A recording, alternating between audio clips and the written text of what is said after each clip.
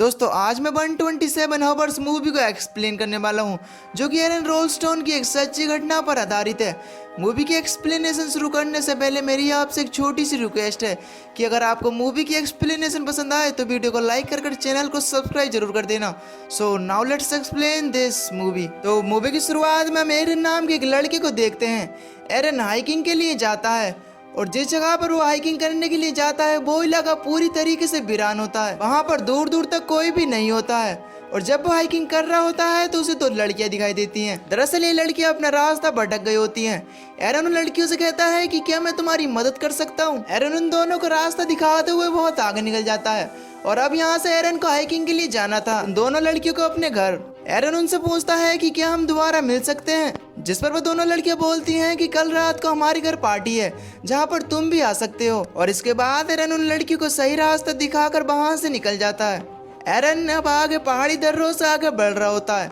वो इस पूरी हाइकिंग को बहुत ज्यादा एंजॉय कर रहा होता है, लेकिन यहाँ के रास्ते बहुत ज्यादा पतले और बहुत ज्यादा खतरनाक हैं। और जब एरन तो संकरी पहाड़ियों से नीचे उतर रहा होता है तो वहाँ पर एक पत्थर होता है। एरन उसका सहारा लेता है, लेकिन तभी वो पत्थर नीचे सरक जाता है। इसकी वजह से एरन नीचे गिरने लगता है और जिस पत्थर का एरन ने सहारा लिया था वो पत्थर आकर एरन के हाथ के ऊपर गिरता है। अब एरन का हाथ तो संकरी पहाड़ियों के बीच में एक पत्थर के नीचे फंस गया होता है।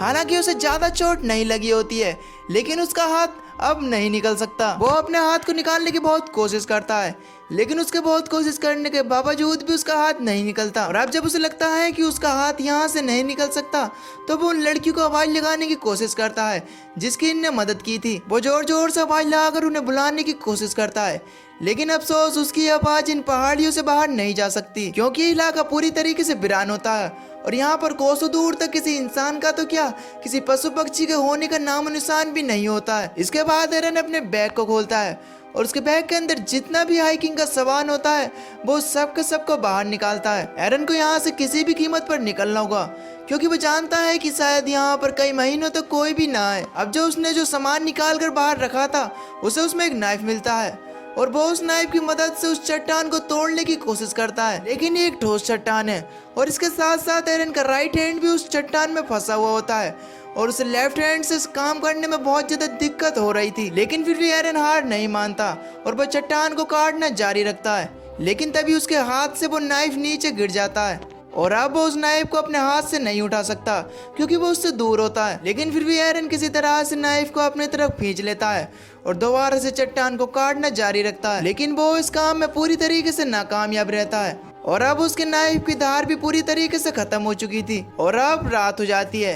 एरन को यहाँ पर फंसे हुए कई घंटे हो चुके थे और उसे नहीं पता कि उसे यहाँ से कैसे निकला जाए, इसलिए वो लगातार अपने हाथ को निकालने की कोशिश में लगा रहता है और अब उसे यहाँ पर पूरे 25 घंटे हो चुके थे। अब थोड़ी देर बाद एरन को ऊपर से कुछ आवाज आती है, इसलिए उसे लगता है कि शायद कोई ऊपर है, लेकिन उसके चीखने का चिल्लाने का कोई भी फायदा नहीं होता है क्योंकि ऊपर कोई होता ही नहीं है। और कुछ ही घंटों बाद एक बार फिर से रात हो जाती है और एरन को बहुत ज्यादा भूख लग रही थी, इसलिए उसके पास जो भी रखा हुआ खाना होता है वो उसे खाने लगता है। और तभी उसे याद आता है कि आज रात उन लड़कियों ने उसे अपने घर पार्टी में बुलाया होता है और वो उस पार्टी को इमेजिन कर कर इंजॉय करने लगता है और अपने आप से बातें भी करता है। असल में अकेले में ये सब होना आम बात है। और तभी उसे वो पल भी याद आता है जिस दिन सैटरडे को वो अपने घर से हाइकिंग करने के लिए निकला था। उसी दौरान उसे उसकी मॉम का कॉल भी आता है, लेकिन वो अपनी मॉम का कॉल रिसीव नहीं करता। वो उन्हें नहीं बताता कि वो कहाँ जा रहा है और अगर वो उस दिन अपनी मॉम को बता देता कि वो कहाँ जा रहा है तो शायद आज उसकी मॉम उसे यहाँ से बचा लेती। और अब किसी को भी नहीं पता था कि एरन कहाँ पर है। अब तीसरे दिन एरन के पीने का पानी भी खत्म हो चुका था। अब उसे यूरिन आता है और वो उस यूरिन को अपनी एक बोतल में भर लेता है, क्योंकि उसे नहीं पता था कि उसे पानी कब तक नहीं मिलेगा और वो पानी की वजह से मर भी सकता है। इसी के साथ उसके पास छोटे छोटे इंसेक्ट भी आते हैं, लेकिन अगर वो उन्हें मार कर खाने की कोशिश भी करेगा तो उसे इंतजार करना होगा। और हैरानी की बात तो यह है कि उसे एक दिन में सिर्फ 15 मिनट ही धूप मिलती है और उसके बाद धूप वहां से चली जाती है, क्योंकि वो तो बड़ी पहाड़ियों के बीच फंसा हुआ था। इन 3 दिनों में एरन भूख से, प्यास से और इस जगह से पूरी तरीके से परेशान हो चुका था और अब वो ये तय करता है कि वो अपने हाथ को काटेगा, इसलिए वो अपने हाथ को ऊपर से पूरी अच्छी तरीके से बांध लेता है और उसके पास जो नाइफ होता है वो उससे अपने हाथ को काटने की कोशिश करता है, लेकिन अब उस नाइफ की धार भी खत्म हो चुकी है, जिस वजह से उस नाइफ से उसकी पतली सी स्किन भी नहीं कटती। एरन अपनी फैमिली को बहुत मिस कर रहा होता है, लेकिन तभी ऊपर काले बादल जमा हो जाते हैं और बहुत तेज बारिश होना शुरू हो जाती है। उसकी बोतल भी खाली थी, इसलिए वो उस बारिश के पानी से अपनी बोतल को भर लेता है और पानी उन पहाड़ी दर्रों में आना शुरू हो जाता है जहाँ पर एरन फंसा हुआ था। और धीरे धीरे पानी का लेवल बढ़ता ही जाता है और अब एरन उस पानी में डूबने लगता है, क्योंकि पानी में ग्रेविटी कम होती है, इसलिए हम किसी भी भारी से भारी चीज को पानी में उठा सकते हैं। और एरन अब उस पानी के अंदर जाकर उस पत्थर को उठाने की कोशिश करता है जो उसके हाथ पर है, और बहुत ही मुश्किलों के बाद वो उस पत्थर को अपने हाथ पर से हटा लेता है और उसका हाथ वहां से निकल जाता है। इसके बाद वो जल्दी से जाकर अपनी गाड़ी में बैठता है और कैमियोलैंड नेशनल पार्क से निकल जाता है। लेकिन ये सब एक सपना होता है।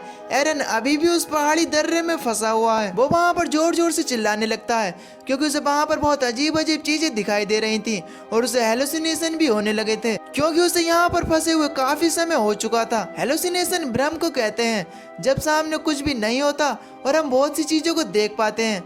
इस चीज को हम हेलुसिनेशन कहते हैं। अब एरन को यहाँ पर पूरे 4 दिन बीत चुके थे और आज उसका 5वां दिन है। एरन का बिहेवियर अब मेंटली बहुत अलग हो चुका था और वो अपने आप से ही बातें करने लगता है। एरन अपनी मॉम डैड को कहता है कि मैं तुमसे बहुत प्यार करता हूँ। अब एरन एक बार फिर से अपने हाथ को बांधता है और वो चाकू जिसकी धार अब पूरी तरीके से खत्म हो चुकी है, इस बार वो उस चाकू से अपने हाथ को काटने की कोशिश नहीं करता, बल्कि उस चाकू की फ्रंट साइड को अपने हाथ में गाड़ता है और चाकू उसकी हड्डी तक टच हो जाता है। उसका हाथ से खून भी निकलने लगते हैं, लेकिन इससे आगे एरन कुछ भी नहीं कर पाता और इसी तरह से एक और दिन निकल जाता है और अब 6ठे दिन एरन और भी ज्यादा कमजोर हो जाता है और अगर आज वो यहाँ से नहीं निकला तो शायद उसकी जान भी जा सकती है। एरन कहता है कि शायद ये पत्थर जिंदगी भर मेरा ही इंतजार कर रहा था। जब से मैं पैदा हुआ हूँ ये पहाड़ी जब से मेरा इंतजार कर रही है, मेरी डेस्टिनी शायद यही है। और अब वो वहाँ पर RIP और नीचे अपना नाम लिखता है और उसी जगह पर अपनी डेट ऑफ बर्थ भी लिखता है, क्योंकि अब उसने यकीन कर लिया होता है कि वो यहाँ से जिंदा वापस नहीं जा सकता। अगले दिन की सुबह को यानी 6ठे दिन जब उसे हल्का सा होश आता है तो उसे कुछ विजन्स दिखाई देते हैं और वो इन विजन्स में एक बच्चे को देखता है जो कि उसका फ्यूचर सन होता है और वो देखता है कि वो अपने बच्चे के साथ खेल रहा है। और तभी अचानक से एरन के अंदर एक आत्मशक्ति आती है और वो अपने हाथ को अपोजिट साइड में पुश करना शुरू करता है और अपने हाथ की हड्डी को तोड़ देता है। इसके बाद उसके पास जो चाकू होता है अब उसने उसके ऊपर धार लगा ली होती है और धीरे धीरे अपने हाथ को काटना शुरू करता है और इस तरह से वो अपने हाथ को अपने शरीर से अलग कर देता है। और आज 6ठे दिन एरन अपने आप को इस पत्थर से और इस दर्रे से अपने आप को आजाद कराता है। वहां से निकलने से पहले एरन अपने हाथ की फोटो भी खींचता है जो हाथ अभी भी उस पत्थर के नीचे दबा हुआ है। और इसके बाद एरन बड़ी मुश्किल से इस पहाड़ी दर्रे से बाहर निकलता है और वहां से बाहर निकलने के बाद एरन देखता है कि वहां पर कुछ बारिश का पानी जमा होता है। एरन उस जगह पर जाता है और बहुत सारा पानी पीता है, क्योंकि पिछले 6 दिनों से एरन ने ना कुछ खाया और ना ही पानी पिया है, इसीलिए वो जी भर कर पानी पीता है और इसके बाद यहाँ से निकल जाता है। और अभी भी इस इतने बड़े सुनसान इलाके से बाहर निकलना इजी नहीं है। वो दर्द से पीड़ित होने के बावजूद भी आगे बढ़ता जाता है और तभी उसकी नजर एक परिवार पर पड़ती है जो कि हाइकिंग के लिए यहाँ पर आया होता है। और तभी एरन उनको आवाज लगाता है। वो भागते हुए एरन के पास आते हैं और वो एरन की मदद के लिए सिक्योरिटी को बुलाते हैं और इसके बाद वहाँ पर एक हेलीकॉप्टर आता है। एरन को उस हेलीकॉप्टर में बैठाकर हॉस्पिटल में ले जाया जाता है। कुछ समय बाद एरन बिल्कुल ठीक हो जाता है और एरन ने जो अपने बच्चे के विजन देखे थे वो बिल्कुल सच थे। एरन ने इन 6 दिनों में अपनी मौत को बहुत करीब से देखा, लेकिन अभी भी वो अपना पैशन नहीं छोड़ता है। वो अभी भी क्लाइंबिंग करता है। और इसी के साथ ये मूवी यहीं पर खत्म हो जाती है। ये कहानी एक सच्ची घटना पर आधारित है, जैसा कि मैंने आपको मूवी की स्टार्टिंग में बताया था। इसमें एरन 6 दिन तक उस पहाड़ी दर्रे में रहा और 5वें दिन उन्होंने अपना यूरिन भी पिया था और उसने उन चट्टानों पर अपने मरने की डेट ऑफ बर्थ भी लिख दी थी, क्योंकि उसने यकीन हो गया था कि वो अब मरने वाला है। और जिस पत्थर के नीचे एरन का हाथ दबा था उस पत्थर का वजन था 360 किलो। ये घटना घटी थी 26 अप्रैल सन 2003 को और इस घटना पर फिल्म बनी थी सन 2010 में, जो कि एक कामयाब फिल्म थी। और इस फिल्म का नाम 127 आवर्स इसलिए है क्योंकि एरन 127 घंटों तक उस दर्रे में फंसा रहा था। उम्मीद करते हैं कि आपको ये कहानी पसंद आई होगी। कहानी पसंद आई हो तो वीडियो को लाइक कर देना और अगर आप चैनल पर नए हो तो चैनल को सब्सक्राइब कर देना। आपको इस चैनल पर ऐसी और भी इंटरेस्टिंग मूवी की एक्सप्लेनेशन मिलती रहेगी। बाकी मैं मिलता हूँ आपको एक न्यू वीडियो के साथ। Thank you so much for watching.